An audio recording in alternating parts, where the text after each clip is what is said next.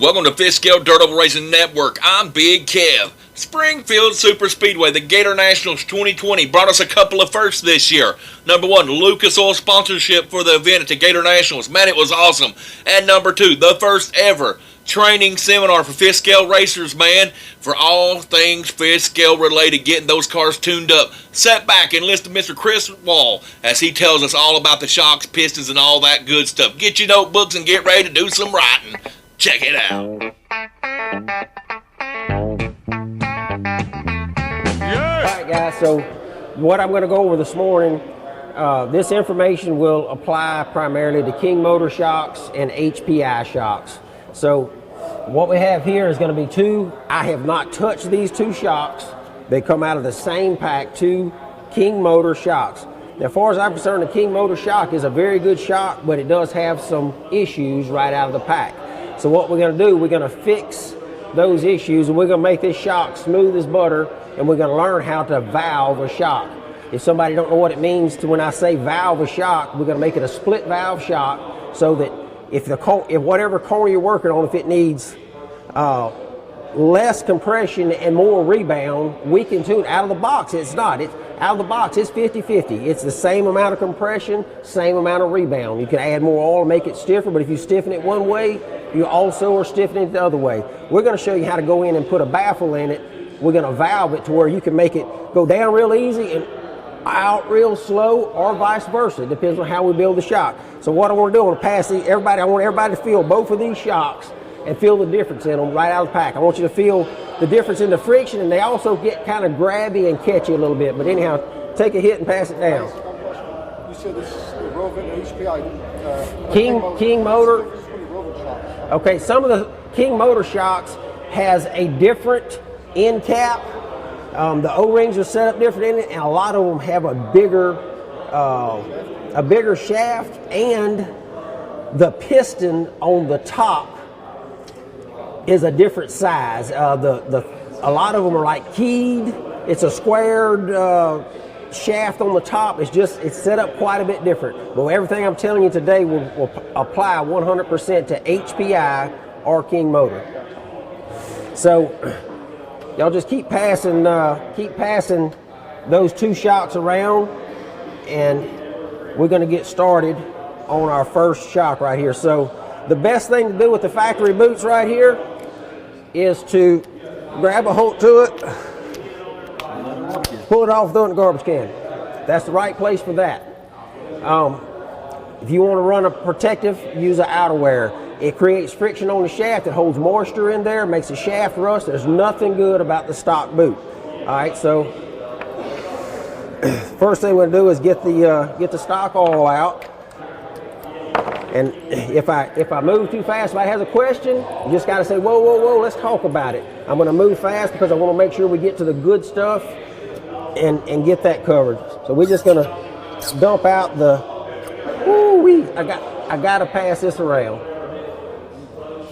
That was rough. Well, it's getting better the more by the time it makes it around. When I first pushed that thing was, so what happens is the O-rings, it's done smoothed up some now. The O-rings that come in these shocks are, I don't know that they're not more plastic than rubber. They are absolutely terrible. And that is the biggest hang up. Not only do they leak, they have a terrible amount of friction and they're very inconsistent. So we're just going to keep disassembling here, just trying to get right down to the heart of the matter. So we're just basically just disassembling right now is all we're doing. We're disassembling. Oh, I'm going to need that in a minute.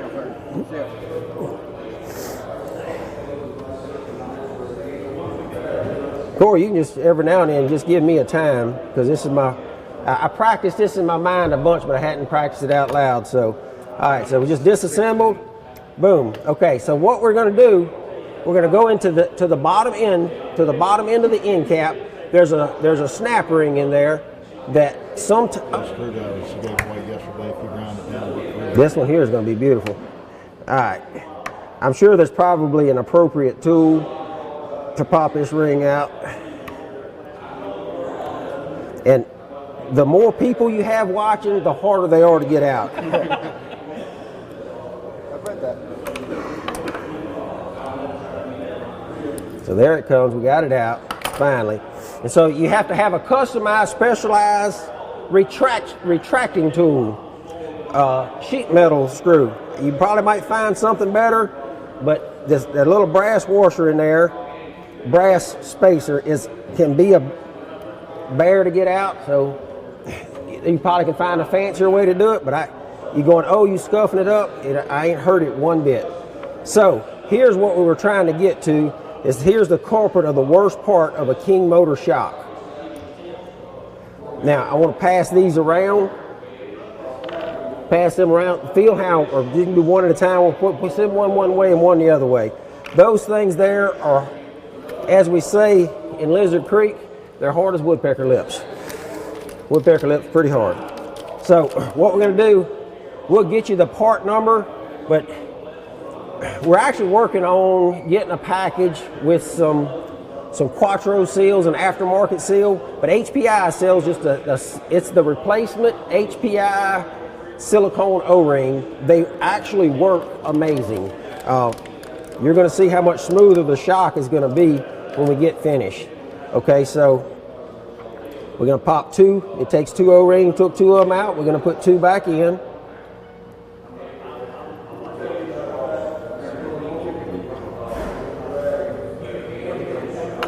We put our brass cap back in.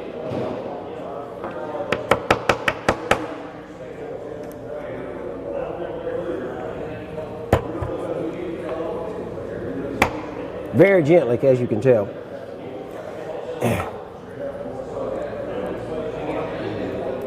These little snap rings are pretty soft. If you bend it, it's not really that hard to straighten them back up. So we're going to snap our snap ring back in.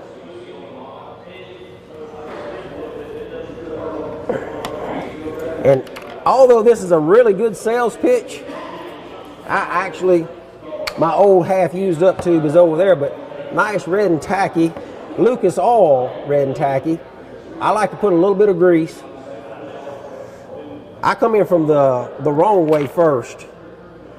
Just kind of grease that. You don't want, the thinking is you don't want to just, you got a brand new O-ring in there. There's a shoulder right here. If you go in and just ram it through there, you're going to damage the O-ring. So as you go in, you just want to nurse it in nice and smooth. But before we put our shaft in to stay, we're building a left front shock that Chris Wall runs on his race car. A couple of years ago, probably 2 years ago, I come from racing big cars, so we're able to take a lot of what we do in our big cars and it'll apply here. So from knowledge that we learned there, we got on a tear there for a while, and the only thing that I did different on my car was I fixed the left front shock exactly how I'm fixing to show you how to fix it. I put additional rebound in the left front shock, and the reason we're doing that, these cars, before we go to working on them, they characteristically want to go in and dump on the right rear and kind of carry the left front, and then you might have some initial traction and want to whip on exit. So we're going to go in and make the left front soft on compression. You come in, you let off the fuel, the car is going to settle into the left front, and instead of snatch back out like that, it's going to settle in the left front. It's come out nice and slow. You look at a shock as a time clock. The car still moves. It's just how fast does it move. So we want it to move fast down, nice and slow timed release off. So what it does, it goes down, it actually will unload the right rear, lets the car turn in, and as it comes off, the left rear is trying to pick up the left front, and it can't. So what does it do? It puts load on the left rear, and it gives you drive. So we help the car turn in, we fix the problem of it too tight on entry, and then we put drive in it on exit. We're on a car that's characteristically tight on entrance, loose on exit, out of the box. So what we're going to do to start with, we're going to put a bump stop. This is a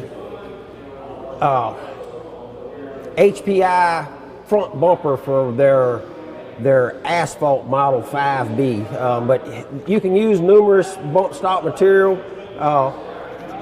Take that and pass around so you can feel it. This is cut 3/4 of an inch high. And so, okay, we're going to put that on. We're going to take our shock cap. How's our time looking, Corey? 10 minutes. Huh? 10 minutes. Oh, we're only 10 minutes in? We're doing good. We're going to get there. All right. So we got our bump stop on, we got our cap on.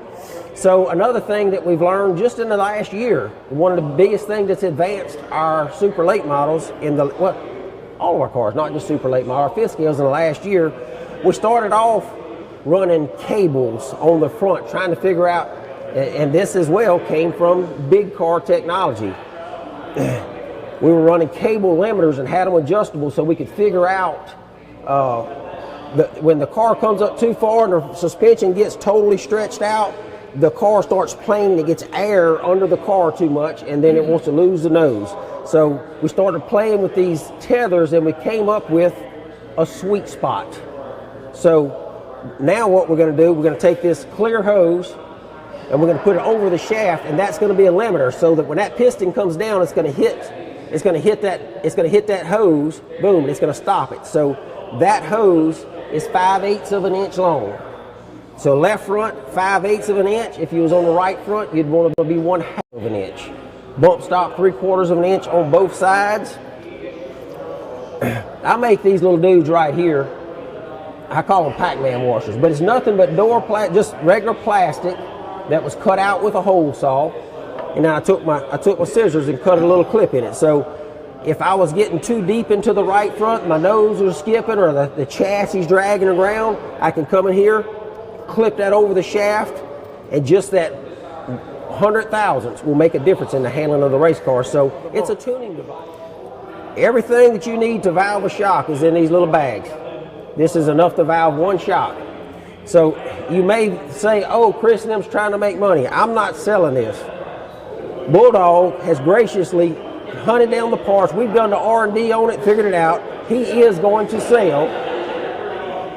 sell a pack for, David will be here after the seminar if you want to get with him, $5 per one shock, $20. He'll have 4 of them clipped together to build 4 shocks. So what we're going to do, we're going to take our hardware out of here. We're going to build a rebound shock with more rebound than compression. So the first thing we're going to do out of Bulldog's pack, we're going to put the bigger retaining washer on the bottom. Does everybody know what rebound means here? You want to ask everybody if they know what rebound means? Do you know what rebound means? Compression is the stroke of the shock going down. Rebound is the stroke of the shock coming out. So we're going to reduce the stroke of the shock coming out, the rebound. So from Bulldog's kit, we're going to put the retaining washer. The second washer he has is about 20 thousandths thicker than this Lexan baffle. So when we put this steel washer on here, I'm going to use hypothetical numbers here. I'm going to call this 50 thousandths. I think it might be 63, but I'm going to call it 50 thousandths for conversation purposes. We put that on there at 50 thousandths, and this Lexan is only 20 thousandths. So when I put the Lexan on here, it fits over the washer, but it can float. But wait a minute, we still want to trick it out all together. So what we're going to do, I know the combination because obviously I've done this a time or two. So it's a 1/16 drill bit. So where you guys have to use your own heads, this is how I build a left front shock. This valve here it's the common 2-hole piston. I don't know, it's probably 80 thousandths per hole that comes in the shock. So we're going to drill one 63 thousandths hole in one spot on this washer. And you have to use a special deburring tool. God gave you one, I hope.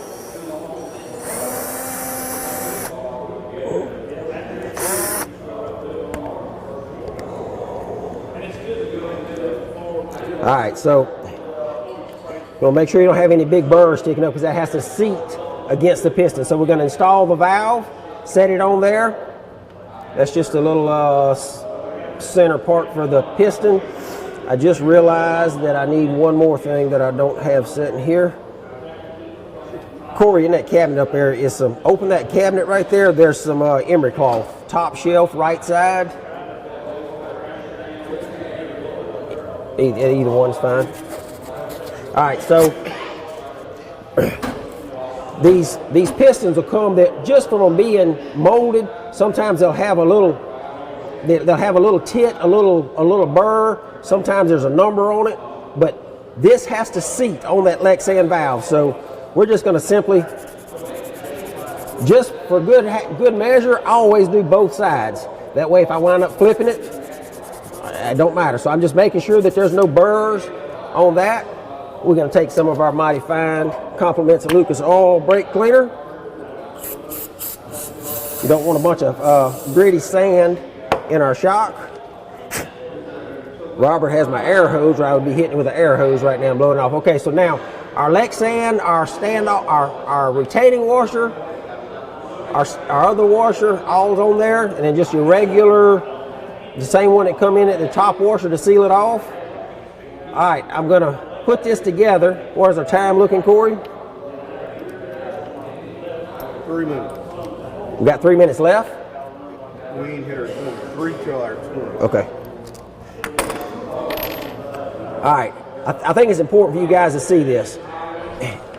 Pass around a few of y'all, hold a look at what that bottom Lexan washer, it's floating on there. It's not pinned down.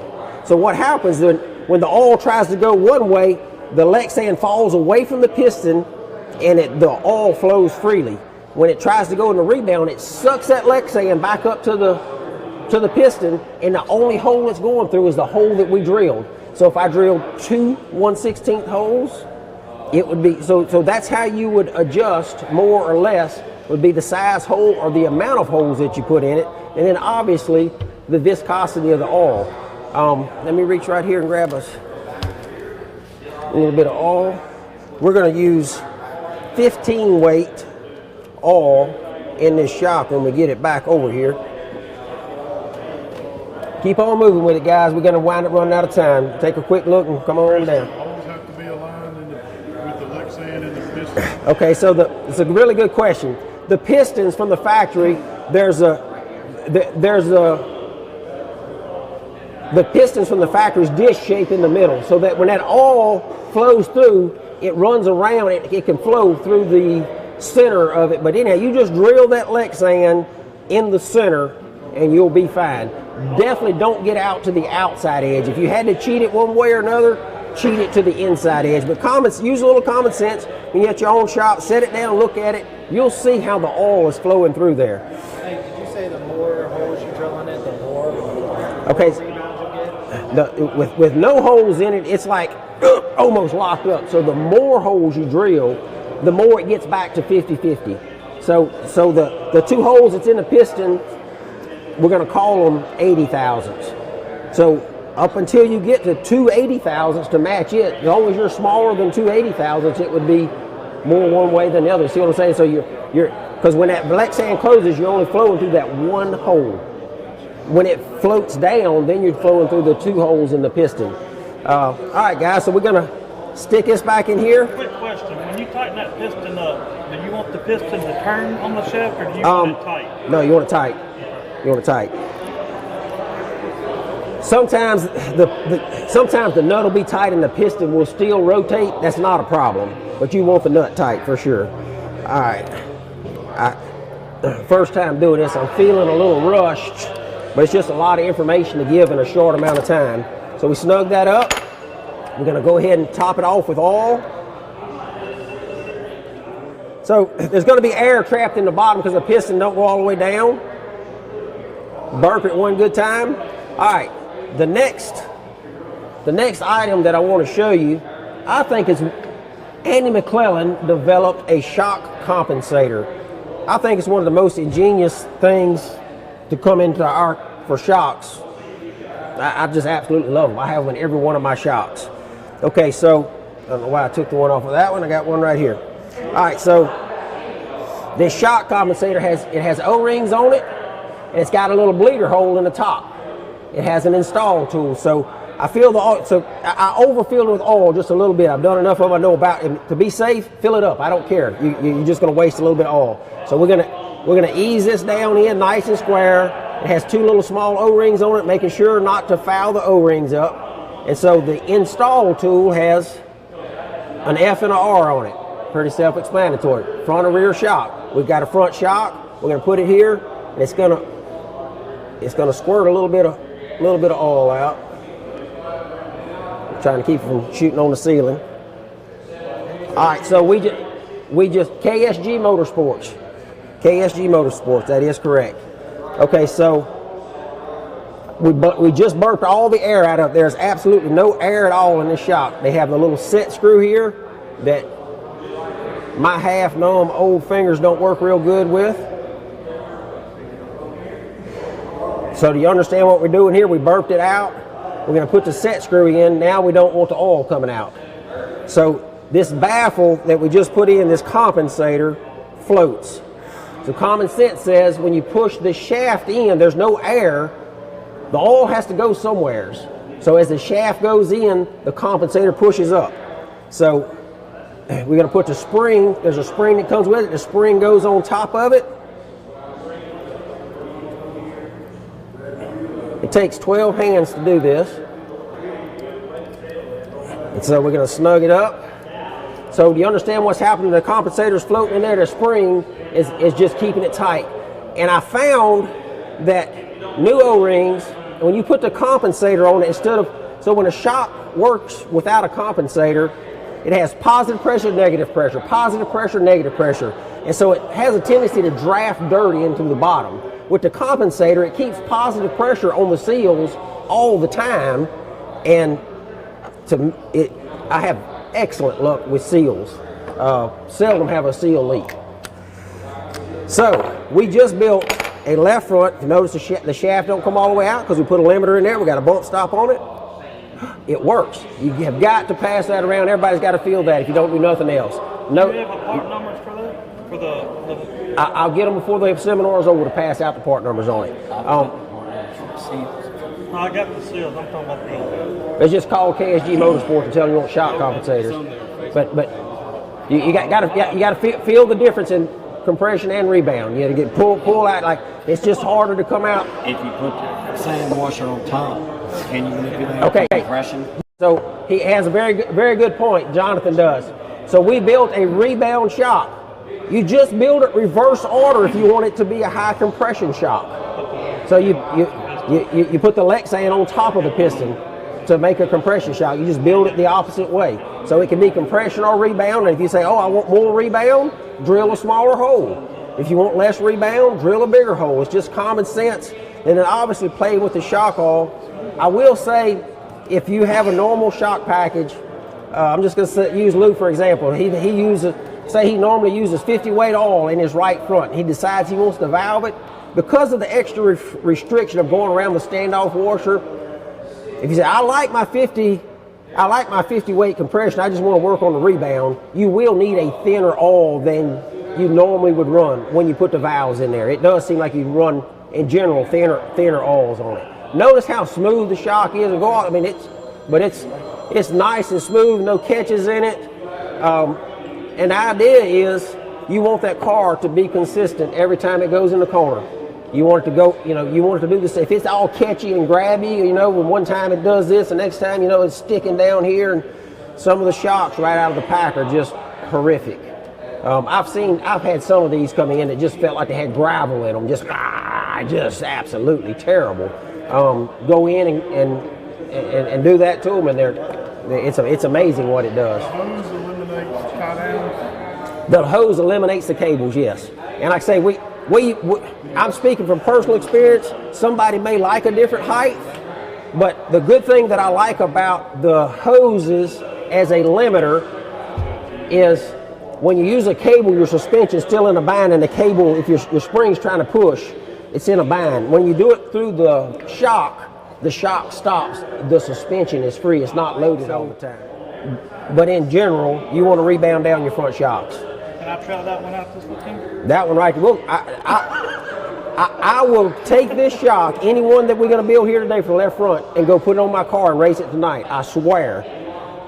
That is what is on my shock. Shock all, shock valve, everything. 1/16 hole, that is a Chris Wall left front shock.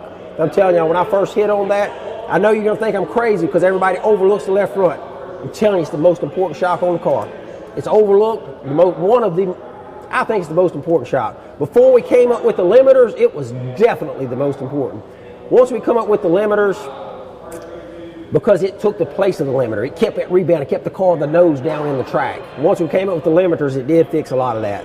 But any other questions? Did you tie down any other shocks or only one? Both fronts. 5/8 on the left front, 1/2 inch on the right front. Both of them. Yes. Same valve.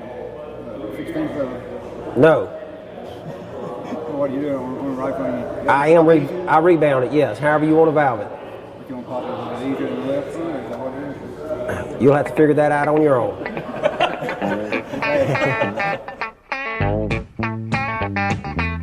All right, everybody, I hope your notebooks are full. I know that's a lot of information, but look here, it's recorded. You can back up, play, whatever you want to do.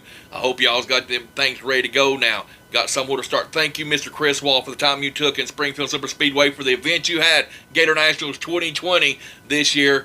Be on the lookout. There'll be more videos coming from the training seminar throughout the course of this year. From old Big Kev, my brother Chris, the Pain Gang, and Fitzgerald Over Racing Network, till we see yous at the track.